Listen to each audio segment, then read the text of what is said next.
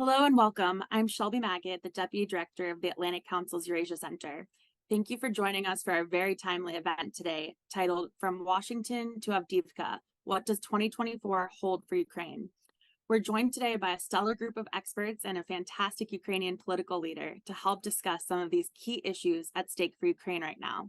It's my pleasure to introduce the panelists that we've got and note that one will be joining us later in the event. We will be joined a little bit later by General Wesley Clark, the former Supreme Allied Commander of Europe. We're also joined by Ambassador John Herbst, Senior Director of the Atlantic Council's Eurasia Center and a former U.S. Ambassador to Ukraine.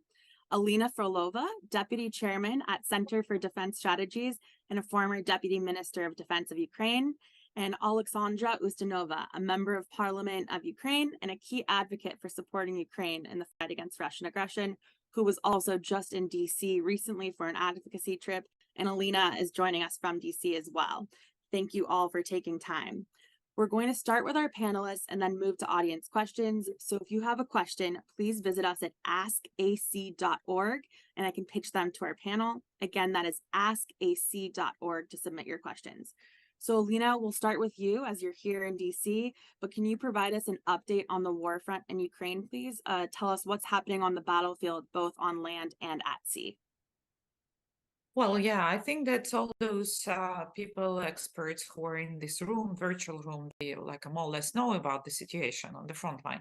But to describe it briefly, for now on, we have like a front line, which is more than 3,700 kilometers overall, with active battlefield on 1,500 kilometers.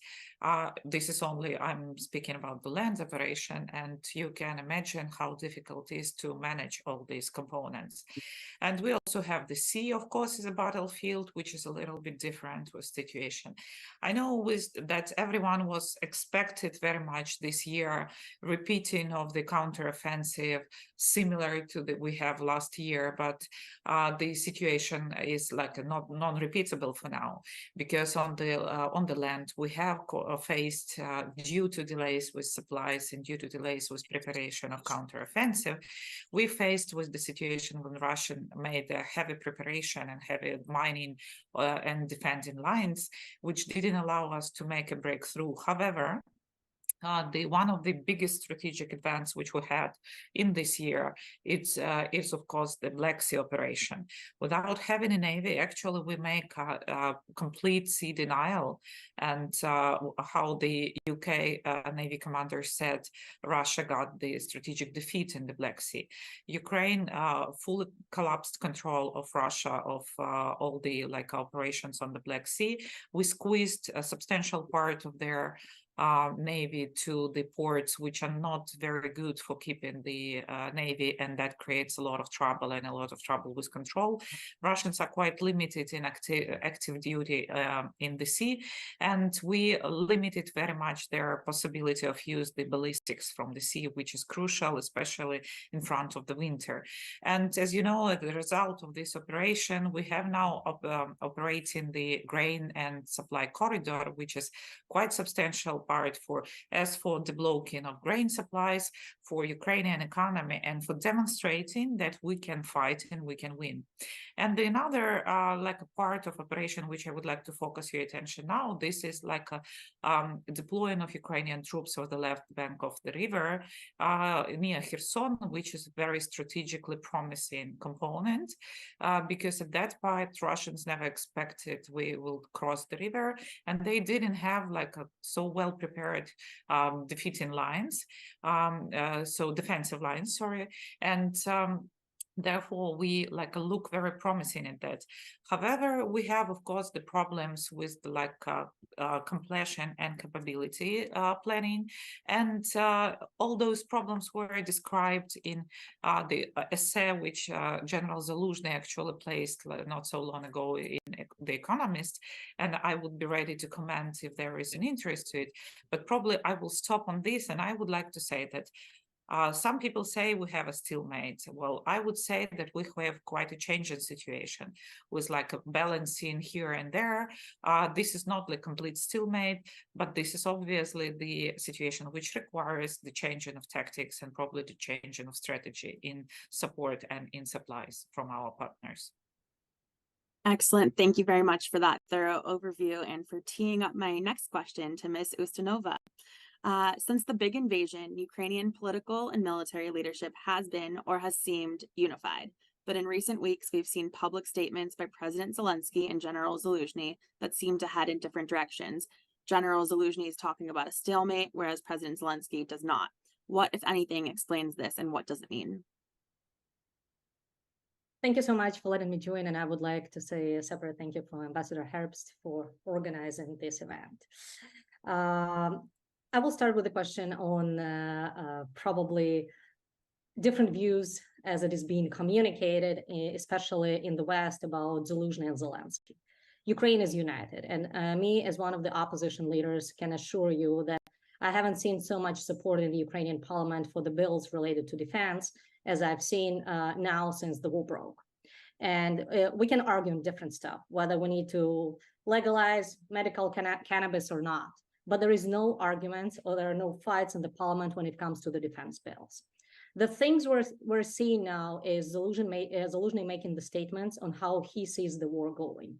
And I'm very grateful for Alina Frolova, who has just pointed out that the war has changed. Because, and I'll be honest and direct, if we had the same types of weapons we have now a year ago, the first counteroffensive would be totally different. It would not be just Kherson and partially the Kharkiv region that we got back. We would probably have Melitopol, Berdyansk, and other cities, which are the seaports, which is very important for us. Right now, because we have the seaport blockage, we're literally losing 40 billions per year because we cannot export. And unfortunately, it took us a year to persuade our international partners to provide us with the armed vehicles, with the tanks, with the long-range missiles. And while it took our international partners time to provide those weapons, but actually not to provide them, but to take the decisions, because it took about a month or two after the decision was made to provide those types of weapons. The Russians used this time to mine all the territories. And when General Zaluzhny came out publicly in his recent article in Economist saying that the war has changed, he was totally right. Why is President Zelensky is not communicating it right now? Because he is the one responsible for international relations.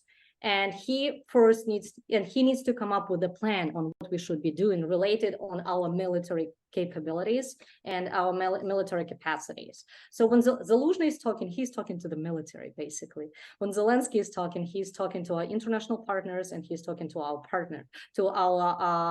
people internally, trying to explain what the plan is.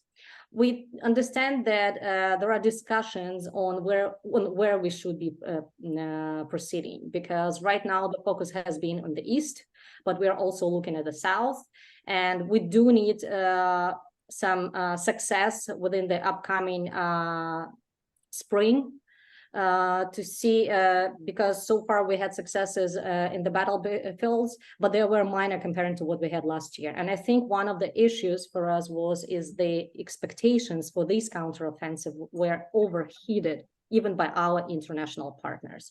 And the good thing that Zaluzhny was saying, and I think they're totally aligned with President Zelensky in this, is we need this amount of weapons, these certain types of weapons, and we need it now. And both President Zelensky in his speech in the US Congress, when his last visit happened, and Zaluzhny are saying the exact same thing. We need long-range missiles, and when we are asking for ATACMS, those should be 300-kilometer ones, so we can unblock some parts of Crimea, not 165 that we had been provided, and nobody knew because it was communicated like Ukraine is getting the long-range missiles. Well, it was partially fake. Second, they're aligned in the quantity of weapons we need to be provided, because unfortunately, right now to demine the territories, we need a lot of the armed vehicles. We cannot demine with people and lose thousands of our countrymen. This is the best we have. And that's why we're totally dependent right now on the support, the military support from our partners, and depending on how much we can get, we can provide the exact estimation and plan of how much we can get back with these types of weapons. Thank you. Great. Thank you very much. So speaking of that support, over to you, Ambassador Herbst. Polls are showing that support for aid to Ukraine is dropping in the US, and right now Republicans in the House are insisting on considering aid to Ukraine apart from aid to Israel. What are the prospects for US military and economic aid to Ukraine? First, overall American public support for Ukraine remains robust. Certainly 60% of the American public believes we're providing sufficient or not enough aid, meaning we should be providing more. It is true, though, that the number of people opposed to providing aid or additional aid has been growing, especially in the Republican Party. It's also true that there's a very small group in the House, in the Freedom Caucus, of Republicans, maybe as few as 6, maybe as many as 10, for whom ending aid to Ukraine is a high priority. And there's another 25 or 30 who will sound like that small group and will vote like that small group. And together, especially as the possibility of Donald Trump becoming the nominee, the Republican nominee for the president, is pushing other Republicans in that direction.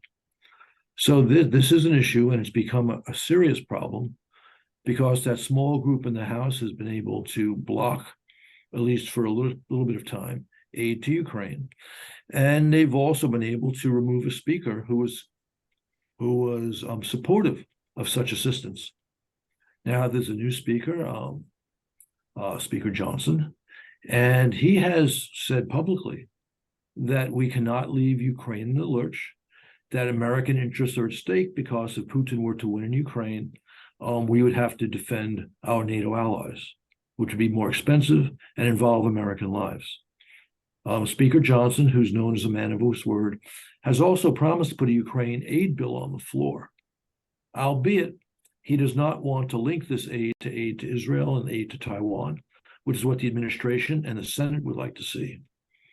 So he has put on the floor of the House an aid bill for Israel, which, however, includes a domestic political component, which is very unpopular with Democrats and which the Senate has already rejected. So there is currently a stalemate, not just on aid to Ukraine, but also on aid to Israel. I have a sense this will play out, but I think I've probably spoken long enough now. We can take this up further if you'd like. Great. Thank you. Alina, Sasha has mentioned some of the specific needs for the battlefield, but can you expand on what you see as the priorities for Ukraine to turn the tide on the battlefield? Well, I wouldn't argue with commander. Yes, I think that our commander knows better. However, I would like to comment like a few things, yes, which he explained. So what he said, and I know that this essay was like taken not very not always in a positive way, let's say, by many people in the United States, because everyone saw just like this position from maneuver war to position in war, yes, so, and not the declaration of what we need. But actually, General said about the 5 priorities which we need to get in combination, and afterwards, using these capabilities, we can change the situation principally. And of course, absolutely support Alexandra with timing of these supplies. Yes, we're speaking about, because the timing is crucial. We are in the we're in very old-fashioned war, but we at the same time in very modern war. And in modern war, the situation changed like quite quickly with all the developments, with all the new innovations. And what General is speaking about now is actual for now. We cannot say that it will be actual in 1 year or in half a year. So what are the key 5 priorities he mentioned? First of all, this is drones. Yes, we need like a massive support with drones because Russians unfortunately still prevailing, and we have this like a future problem because Russians are now in construction of few factories on producing drones, so we can expect that in few months, it's like 4-6 months, that they will have even more. And drones give us a possibility to have reconnaissance, situational awareness, attacking drones, and all those capabilities. With attacking drones, for example, we compensate a lack of munition or lack of the long-range missiles. So this is some kind of combination which gives us more opportunity to act. The second, which is interconnected, this is electronic warfare. Russians are good in electronic warfare. That is why partially the equipment which is delivered or weapons which is delivered can be not operating in a very good way, like after the 1 month, for example, after supply, because Russians find in the those gaps which they can cover with the electronic warfare, and they're hitting in these gaps. And so we need to constantly work together with our partners on this electronic warfare. Demining technologies. In here, we're speaking, unfortunately, not about the classical approach, because in many cases, we cannot use the standard vehicles and standard equipment, which is like, it works good, the equipment itself, but we cannot deliver it to frontline because we have very intense fire there, and we cannot use the technique and the vehicles which are delivered because they are just destroyed in a moment. So we need to invent, and we need to combine different technologies to have some kind of other approach to demining. Of course, he also was speaking about the let's say, about the air defense and air attacking, defeating capabilities, let's say. So we cannot say about the air superiority because we are not sure we can reach it with the numbers we have, but at least about the air control and air denial as that part of the system which we can implement and which can give us a possibility to operate on the south of Ukraine, which is quite an open and flat land and needs support from the air. And the last one, so this is more about what our partners together with Ukrainians can provide us and can develop. But the fifth one is the Ukrainian home task, let's say. So this is about mobilization and making a reserve in a little bit different way, which we do now. And I think that this is good that the general address also this problem, because he demonstrates complete openness and understanding of the problems, those on Ukrainian side and those on the side of our partners. So I think that this is the key priorities. Different combination of them could be possible, but the issue is in timing and quantity. Great. Thank you very much for that. As we speak about one general, we'll turn to another. General Clark, thank you very much for joining us, sir. We have been speaking about the battlefield in Ukraine and the battle for Ukraine funding in DC. So over to you. The continuing resolution funding the U.S. government since September 30 does not include aid to Ukraine, and the next funding bill is unlikely to include such aid. There are also questions about long-term funding for Ukraine. What impact is the current aid cutoff having on the battlefield? And if aid were not approved for the coming year, what would be the result? And just unmute yourself, sir, please.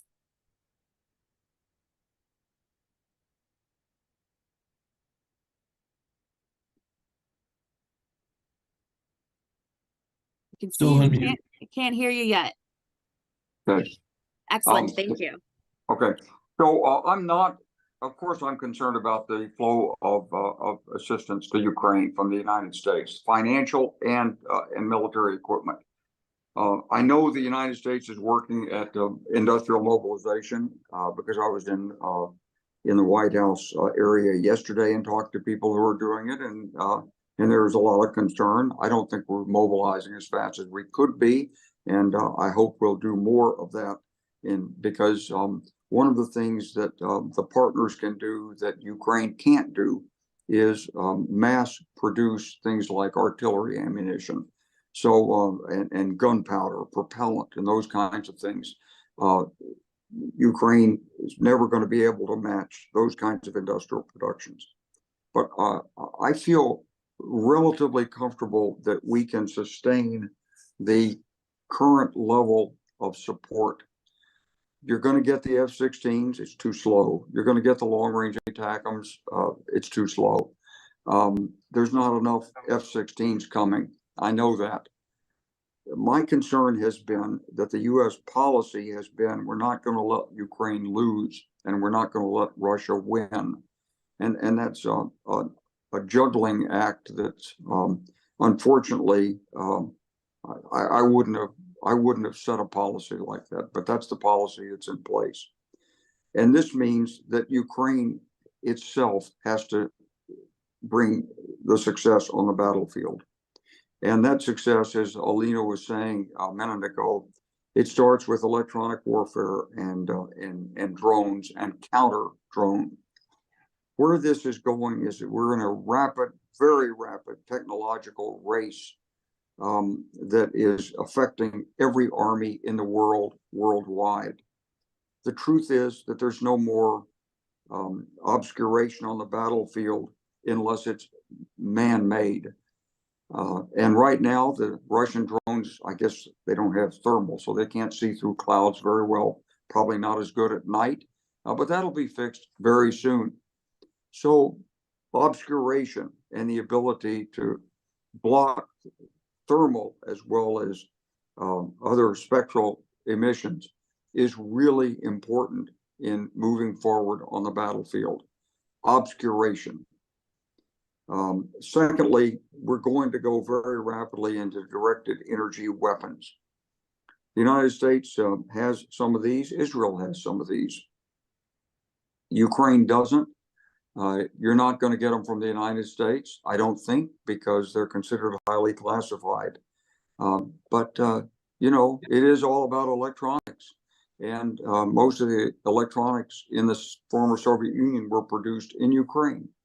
So Ukrainian R&D, research and development, high-tech, electro-optics, all of that is the future of your success on the battlefield.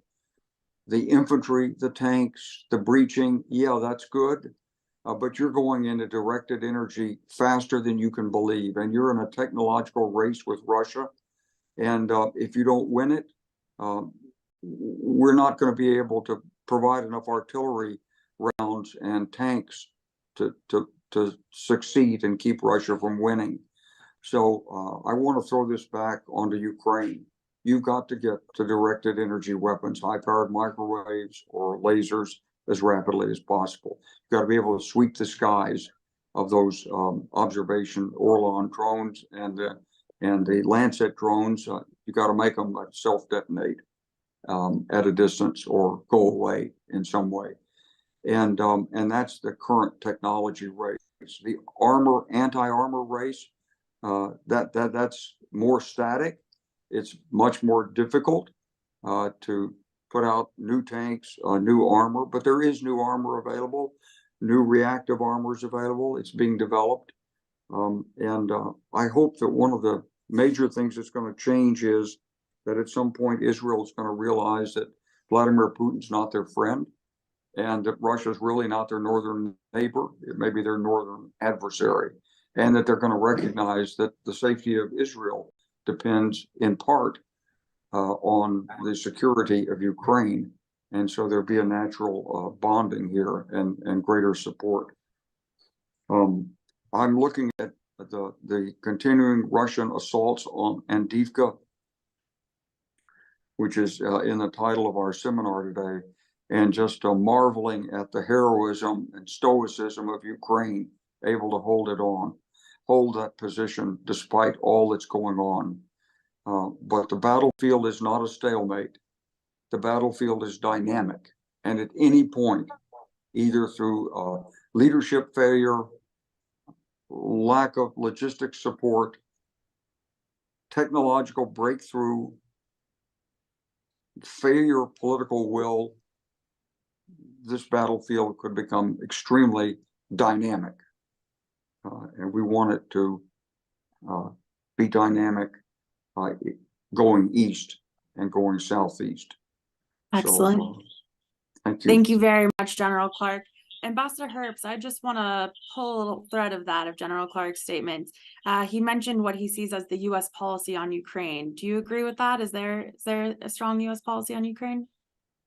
I think that Wes and I largely agree. Certainly, the administration's overall policy has been adequate in the face of a daunting challenge. You have a marauding nuclear power conducting a major conventional war in the center of Europe. And by the way, the geographical center of Europe is in Poltava, Ukraine. And we have a 3 or 4-part policy: weapons to Ukraine in quantity and economic assistance, big-time sanctions on Russia, strengthening NATO's force posture in the East, and of course the enlargement of NATO with Finland joining and Sweden about to come in, and then also the diplomatic isolation of Russia. Let's keep in mind that Vladimir Putin is a convicted war criminal who's now afraid to go to countries which are not friendly towards Russia, and that's not a very large number of countries that are friendly towards Russia. But Wes also pointed out that the administration has been very cautious at sending weapons to Ukraine that Ukraine needs. Alina pointed out that the offensive, the counteroffensive this year, has not been as successful as some had hoped. But of course, that's because they were not armed. The Ukrainians were not armed by the United States and its allies in a way that would have made a large success possible. I mean, Shelby, you've heard me say since March that given the way we're arming Ukraine, that the best we could expect is a modest gain of several hundred square kilometers, which has in fact been achieved, but not much more. Although Ukrainians have actually outdone themselves because what they did at sea, basically driving the Russian Black Sea fleet out of Sevastopol, so they're hunkering down in the eastern Black Sea. And that has given Ukraine some freedom of movement at sea with their grain shipments, is a serious achievement, but still not enough. So I would like to see a more robust policy in the weapons supply to Ukraine. That's something the administration can improve on. But of course, the major danger now is not the administration's timidity on sending more advanced weapons. It's the fact that there is a small minority in the House who have no clue that American interests are at stake in this war and are seriously trying to hold up aid to Ukraine. We have to make sure that those ostriches do not drive our policy. Thank you very much. Sasha, you've been active in Europe seeking more military aid for Ukraine. With tanks, fighters, and longer range fires, the Europeans moved before the US. How would you describe your talks in Europe? And is US caution in sending more advanced weapons to Ukraine also holding back the Europeans? So to be honest, it is really good that the Europeans did step in, because at the beginning of the war, the United States was the only ally who actually believed in us, gave us not just money, but weapons, and helped us to protect ourselves. I see it shifting now. And I don't know whether the shift is good or not, because on one side, we see the United States declaring that we're getting the long-range missiles, which are the ATACMS, but we're actually getting the shorter ones than the ones that we got from the Europeans, because if we talk about Scalps or the Storm Shadows, they're 200 kilometers. The ATACMS we got from the United States is 165. But I know that the United States has been the leading and driving force into actually providing those types of weapons, because if we look at the tanks, just because the United States declared that they will be giving us the Abrams tanks, we'll receive the Leopards. Europeans are always waiting for the United States to take the first step, not even providing those, but actually declaring they would provide the support.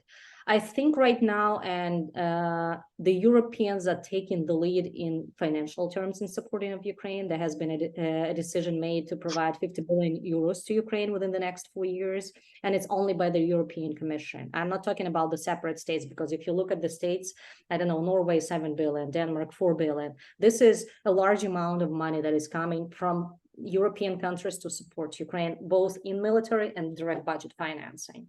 Second, I think the Europeans were the first one to actually warm up their production lines, because if you look at, for example, Germany, Rheinmetall stepped in on the 155 production. Now they're looking at the tanks and other types of weapons. Unfortunately, we still understand that the majority of the production lines are still in the United States. And why I'm saying unfortunately is because, for example, when we're negotiating with Biosystems, it is much easier to negotiate with the British entity than the United States one, because of the export license and all that stuff. So we hope that there will be a solution made in the State Department to cut cut down some bureaucracy, so we can to actually expand the production to Ukraine as well. We have a big capacity to produce our own weapons, and that's what General Karp was actually telling us, is we can produce ourselves, and we are ready to produce ourselves. We already have our own production of 155 barrels, but if we want to do those for howitzers, for M777, we do need the blueprints. With the reverse engineering, we already managed to do all the spare parts for the howitzers, but not for the barrels itself. It is pretty difficult, even though, again, we have our own production and we have our own Bogdanas, which are working with the 155 caliber. So this is critical right now to basically sit down with the Europeans, and that's what we are doing at the moment, with the Americans, with Brits, and talk to them on what production can be done in Ukraine. Because a lot of the spare parts, for example, is cheaper and twice faster to be produced in Ukraine than to be brought from the United States or any other countries. We're already negotiating that with Germans. We're already negotiating that with Brits. We're trying, and I myself was in a few meetings trying to persuade the DoD and the State Department to easier the bureaucracy so we can have it faster and be less dependent on your money and your military aid. Of course, not all of the types of weapons we can produce ourselves. We cannot do missiles for Patriots, but we can do the barrels. And we can do all the other stuff that we had already been making, and the armored vehicles. So if we talk about the Europeans, it is good they're stepping in. And the good thing, and I would really like to point this out, they have long-term strategy for Ukraine. So when we're saying we're going to support Ukraine, they have a plan for the next 4 years. With the United States, we keep coming back after every supplemental, literally depending on your internal politics. Last time it was the midterms election that we ran into. This time it's the presidential campaign we can be running into, and the fights in the Congress between basically the two parties, because you have Democrats controlling the Senate and the Republicans controlling the House. And we see how it plays with the Ukrainian aid package. So the good thing about the Europeans, they're committed now. They are ready to support. The bad thing is the majority of the capacity, the main capacity, is still in the United States. And that's why we keep coming back asking for your support, especially in military. Thank you. Thank you very much. A reminder to our audience that you can submit your questions to the panel at askac.org. Alina, I want to turn back to you. We know time is of the essence. So how quickly could Ukraine actually increase this production for defense? And is there anything you want to add on to Sasha's points? Well, it depends much from the point of view of the complexity of the, for example, new equipment and weapons. So there are some production facilities which we can use our existing for ammunition, for example, and just like to get the license and to start it in quite an intensive way.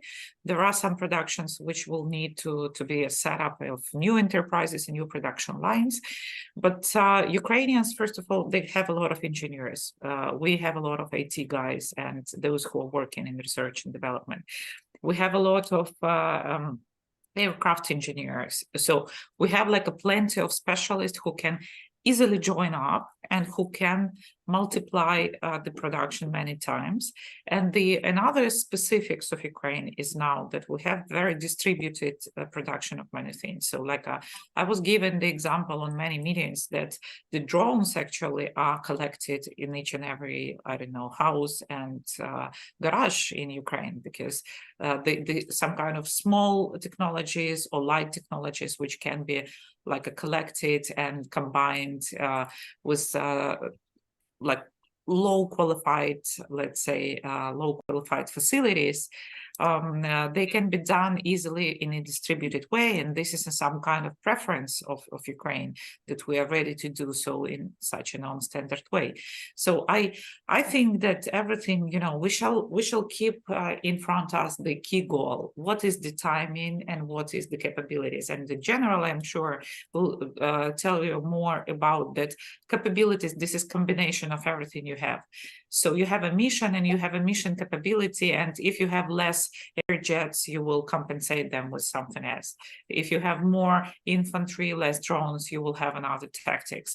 But we need to understand what we do have in some period of time, and what we can receive, what we can obtain. And in this regard, very important is the latest claims of Germany that they're ready to provide, like, not only to declare their support, but to guarantee the timing and the volume of supplies which they can do.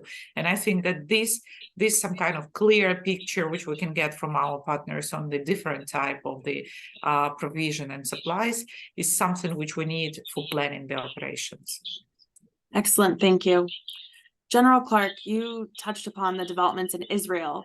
Can you talk about what, if anything, the impact of the war in the Middle East and Israel's need for more U.S. weapons is having on Washington's ability to arm Ukraine? And Iran seems to be a significant player in both arming Russia with at least drones and providing that and more to Hamas. What's the strategic significance of Iran's role in these two wars? So in the Middle East, the Iranians are behind almost all the trouble, but Iran is not going to intervene directly because it doesn't want to risk its industrial capacity and especially its nuclear potential. It needs a strong nuclear potential before it can really challenge Israel. And this means Israel has the problem of looking at Hezbollah. They've seen what Hamas can do. Are they going to wait for Hezbollah to do the same thing once Iran has nuclear weapons, in which Israel then will be in a much different strategic situation, or will this fighting continue? But it's not clear that what's happening in Gaza is the end of the Middle East struggle. On the other hand, I think U.S. assistance has been more or less marginal. We've got our people over there looking at how we can rescue hostages. We want to do our part on that. The Israelis are excellent at it. They've got lots of ammunition, lots of stockpile, lots of high technology, lots of lasers, directed sniping, and a lot of other things that they're doing in urban warfare. It's not clear to me that they're on the frontier technologically. Ukraine is still the technological frontier today for warfare, and that's why this war is going to be, absent a collapse of will or some other thing, it's going to be won by a technology that's deployed in significant mass to change the battlefield. If you could obscure the minefields for 48 hours totally, so that there was no way Russia could do anything but blind artillery fire, would that make a significant difference? If you could sweep the sky clear of all observation drones, would that make a significant difference? So these are the kinds of things that military analysts and strategists have to be pondering right now. When World War I broke out, the trench lines in the east went from the English Channel and the North Sea down to the Swiss border in just a few months, and it was clear that it was going to be extremely difficult to break through. It took a whole generation of work to develop blitzkrieg and the synchronization of air, artillery, and maneuver. That synchronization exists today. When I hear criticism of the Ukrainian forces for not using the right combined arms tactics that NATO uses, those are that's misinformed. You can't use those combined arms tactics if you've got a mile thick of minefields covered by drones and artillery coming at you. It won't work. I've seen too many battles in our own training center where the forces rush to combat and they're simply eliminated. Precision in the battlefield changes the nature of the battlefield, but we know that. So now it's up to Ukraine. Knowing where you are, you're going to have the most advanced industrial base in the world to deal with your problem. And you're going to have to find those components that are out there that you need and bring them in. Now, one other thing I would say to Ukraine is it's very important that you share these experiences with your partners in Europe, because we're training your soldiers. I say we, NATO is, and various other countries, and the trainers don't know what the battlefield is. They don't understand really what it means to be under observation of drones. They don't understand how to deal with the radio electronic combat that Russia's waging against you. And so we don't want to be teaching obsolete stuff, but we also need to take those lessons into our own material and combat development processes. We haven't done that nearly well enough yet. This is the technology frontier that Ukraine is fighting against Russia, and we cannot underestimate Russia's own capacity for innovation. So they're coming after you in Ukraine. You got to be there faster with more in order to succeed in this battle. Thank you, General Clark. Ambassador Herbst, bringing it back to DC. There's been an effort by Republican populists in the House to deny any connection between the wars in Ukraine and the Levant. Is there a connection, and has Hamas's attack on Israel had any impact on U.S. policy towards Russia's aggression in Ukraine? Okay, this is an important question. There certainly is a connection, and it's already been mentioned by you and by General Clark. Iran is providing drones to Russia. It's been providing drones for well over a year. And Iran has been the principal armorer of Hamas. And Iran also exerts substantial control and provides arms to Hezbollah. And Hezbollah from Lebanon has been lobbing occasional missiles into northern Israel as a way to demonstrate support for Gaza. And just to draw the connection tighter, Moscow has been providing diplomatic cover to Hamas by supporting energetically at the UN Hamas's demand for a ceasefire. And there are credible reports that Moscow, via the mercenary army Wagner, is providing anti-aircraft systems to Hezbollah. So we see these three actors, authoritarians all, working together in the Middle East, and in the case of Iran and Russia, working together in committing aggression against Ukraine. Putin has said that Hamas's attack on Israel and Israel's response has provided an opening for Russia because it's taken his aggression against Ukraine off the front pages of the Western media. So it's all there for the whole world to see.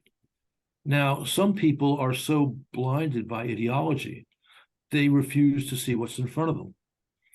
And many of the populist right wing who are against aid to Ukraine because they don't understand that Russia's coming for NATO after it wins in Ukraine, are strong supporters of Israel.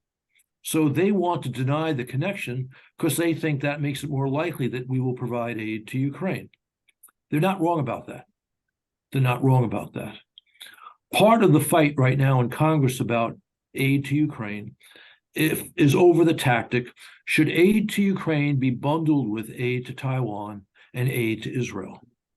This is what the administration would like. This is what the Senate would like, both Republicans and Democrats in the Senate. And in fact, the strongest policies defending American interests on the war in Ukraine have been advocated by Senate Republicans like Mitch McConnell and Mr. Risch, Ron Johnson, Lindsey Graham, Ted Cruz, Tom Cotton, I guess Ted Cruz. Anyway, you understand what I'm saying. Speaker Johnson, who comes from the Republican populist right, nonetheless has acknowledged that we cannot stop providing aid to Ukraine because this is very important for American interests. That's great. He's also said he will put an aid bill to Ukraine on the floor, but bowing to his right, he has said the aid should not be bundled with aid to Taiwan and to Israel. So the House has put on the floor, Johnson has put on the floor in the House, an aid bill just for Israel, but the Republican right added to that aid bill a domestic measure taking money from the IRS, which the Biden administration wants, to give to Israel. That is a non-starter, not just with the White House, but also with the Senate. And I think it's already been rejected by the Senate. So it's interesting that now the Republican right is playing games with aid to Israel. I think that will probably work against their effort that small group in the House that wants to kill aid to Ukraine. It will work against their effort to achieve that result, and that's obviously welcome. Of course, ending aid to Ukraine would be a disaster, not just for Ukraine, but for Europe and for American interests. So I suspect that this will play out in the right way, but it'll be a complicated minuet, and it may take many weeks for it to play out. Thank you very much. We're going to turn to audience Q&A and keep the questions coming. We've got a lot of good ones. Alina, a question for you. Should Germany supply Taurus missiles? What difference might that make? Well, there is no magic pill in this war. I mean, that there would be no crucial difference with any supplies. So they can give the preference in reaching some further logistics elements of Russian. The issue is about what is the range would be and how many we will have them. This is what Alexandra was saying about the yes with other camps we have. So the issue is when we will get the supply of them, because it's important for shaping operation before the offensive. Actually, yes, they're important for everything, but shaping operations is one of the things which when you use them. So principally, we cannot say that there would be one piece which will change the course of war.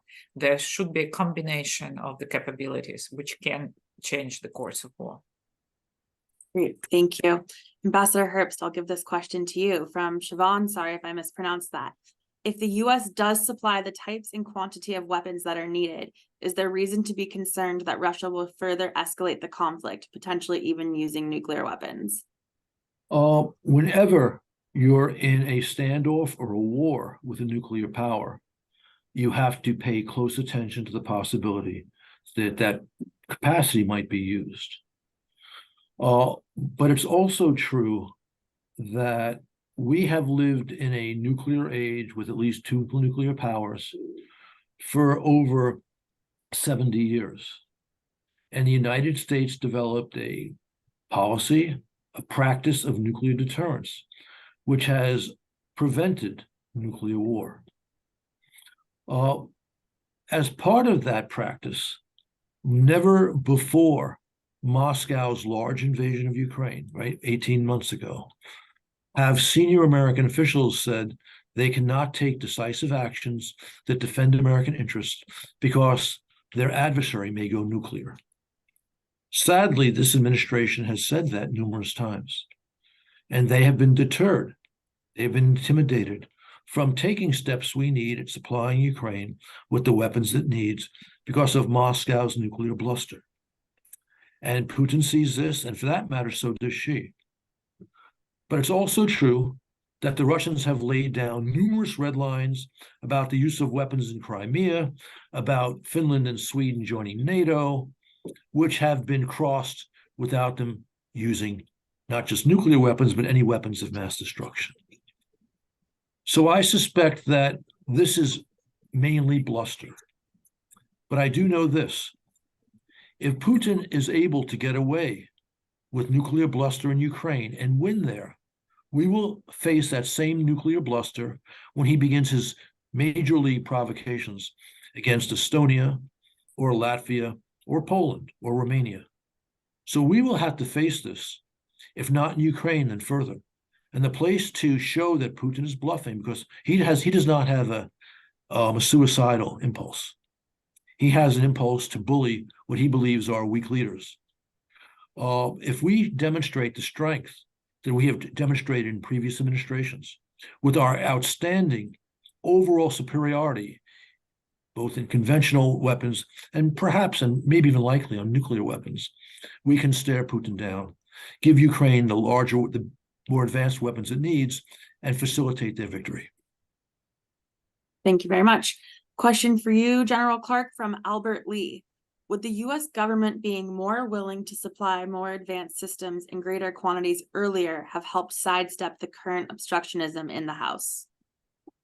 There's no doubt about it that if we had supplied more weapons sooner, artillery sooner, HIMARS sooner, more artillery shells, M1 tanks, F-16s, ATACMs, all of that, it would have been possible for Ukraine to, I believe, to have assimilated these, put the forces together with it, and rolled up the Russian advance starting in the northeast and working all the way down. Luhansk and Donetsk would probably be out of Russian control right now. That could have happened in the summer and fall of 2022. But we chose not to do that for reasons that Ambassador Herbst said. And I just want to underscore what he said. We're going to have to face up to the fact that there are people who are armed with nuclear weapons who want to challenge the status quo in the world. We've seen this before. We have nuclear weapons. Stand up to them. Give our friends and allies and those who share our values what they need to defend themselves, and come in and help them as necessary. This is a pledge the United States government has made from the very beginning of the Cold War, starting with President Harry Truman in Greece in 1947 and all the way through. So it's time to belly up to the bar and face reality here. Ukraine and the defense of Ukraine is a vital U.S. interest. It is not peripheral. It is not an important interest. It is a vital interest, because if Ukraine is not successful, then we'll face a much more difficult challenge with NATO. I know there's some on the right who'd simply like to get rid of NATO. They'd like to fall back. They'd like to turn Europe over to the Europeans and say the United States can do it alone, and all we have to do is put a fence on our southern border. This is a grossly misunderstood nature of the United States of America, the U.S. economy, and how the world functions. And I hope that many, and especially our John Herbst and others with the Atlantic Council, can disabuse those right-wing patriots of their mistaken ideas. Thank you, Left sir. Europe alone. When we left Europe alone, we got 2 world wars that originated there, which led to the death of over 800,000 American soldiers, sailors, so on, and of course was damaging to the whole global economy. There's been great power peace because of our intervention in Europe, the NATO alliance we created, and the whole system of alliances we created. Can I add something on Absolutely. this question? Because I think that many Americans, this war seems very distant. And this is something in the beginning we have this empathy, which was like a driving force for political changes. But from now on, we should give some kind of rational arguments to many people to understand why war in Ukraine is important for the United States. And I think that this is not only about the protecting democracy as some kind of virtual model, yes, but this is about the crossing out the basics of on which the America as a state functioning. This is about the prevailing of law in all the spheres of your life. I mean, not only international sphere, this is about contracting, this is about free trade. Just let's imagine that the situation will continue in the way like this. You will be pushed to like limit the trade, to concentrate, to decrease the number of Chinese supplied product, for example. How it will influence on inflation, on, I don't know, shelves in Walmart, for example, for usual people. And this is something which, like, we should explain that this is something very close to destroying the basics of the state of the United States. This is not only high level of international politics. And I think that in this regard, this is interconnect us, you with your common goals in Europe and with your common goals in Ukraine. Thank you. So To round it out, can I Sasha, just- you want to add to that? Oh, sorry, Jen. Okay. Yes, I just want to add real quick. First, if you look up at the polls in Russia, 46% of Russians already support the invasion of Poland. That means that with their brainwashing machine, that number can be brought up in a few months to, I don't know, what, 70. And this is the NATO country. So that's why Poland, Baltic countries are so much involved, literally giving up half of their military equipment to Ukraine because they understand they're next. And just because they're small, they will not be able to fight back. So it would be the American soldiers because of the Article 5 fighting in Europe. And again, thanks for Ambassador Herbst reminding of how many lives, which is 800,000 lives, you lost during the World War II. Second thing, and I think that is very critical to mention, I think Ukraine became is stuck a little bit in the USPR. I will explain why. Everybody thinks they're using billions, like hundreds of billions of dollars for Ukraine. When I start talking to people and I ask them how much you would be comfortable the US to be spending in Ukraine, they're saying, well, 2-3% of our budget. I'm like, well, it's less than 1. If you look at the US budget, it's less than 1. Besides, only half of the supplemental money, like in the Ukrainian supplemental money, actually goes to Ukraine. 83% of the military budget stays in the United States. The majority of humanitarian aid goes to Poland, Slovakia, and other countries. So basically, if you look at the numbers, people think every time Congress passes a supplement, or let's say it was 44 billion, all of these money go directly to Ukraine. No, the majority of them stay in the United States. Second, and people do not understand that every time they see a press release from the administration saying there is an additional aid package to Ukraine, it's not additional. This is in these 44 billion that was voted by Congress. And that's what we have to explain to the American citizen. When I'm telling them this is $15 per month for the American to support democracy in the world, that totally changes the narrative for them. Because if Ukraine goes down, that means that the Western world, united Western world, which is not only the United States, but everybody else who is supporting Ukraine, could not stand up against one country, Russia. And China and Iran and other autocracies are watching that. We already have a polarization. But if we want the Western world and democracies to lose, if we want China basically see that the United States could not do anything and Taiwan would be next, this is something to decrease the support for Ukraine. Excellent. Thank you very much. We've got a question that I'll pitch back to you, Sasha. Do Ukrainians want to hold elections in 2024? No, and the good thing is it's not me as a politician saying that. We had more than 100 NGOs and military and public officials, not public, I'm sorry,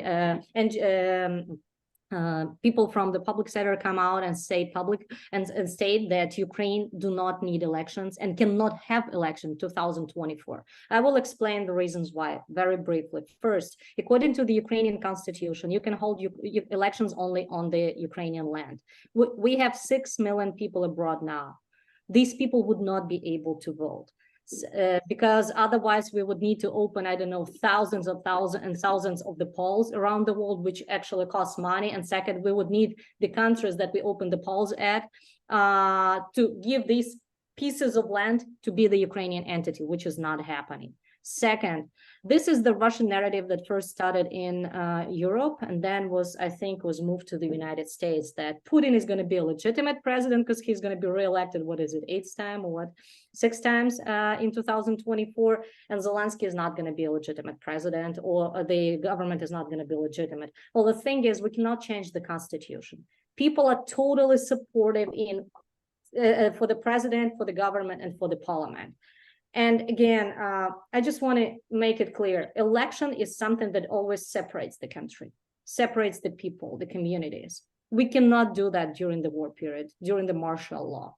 We had already agreed as parliamentarians that at least 6 months after the martial law is over, they're going to be independent. They're going to be elections, transparent, democratic elections, as they've always been in Ukraine. But we cannot do it during the wartime because there is a prohibition in the constitution, there is a prohibition in the law, and those cannot be changed during the wartime. And it's good that people of Ukraine support that, and it's not only the politicians who want to sit there forever. Thank you very much. That is all the time we have today. Thank you so much to our panelists for giving us your time and your expertise. And thank you to our audience for joining. We will do more discussions like this, so keep an eye out. And thank you, everyone. Have a good rest of your day. Thank you.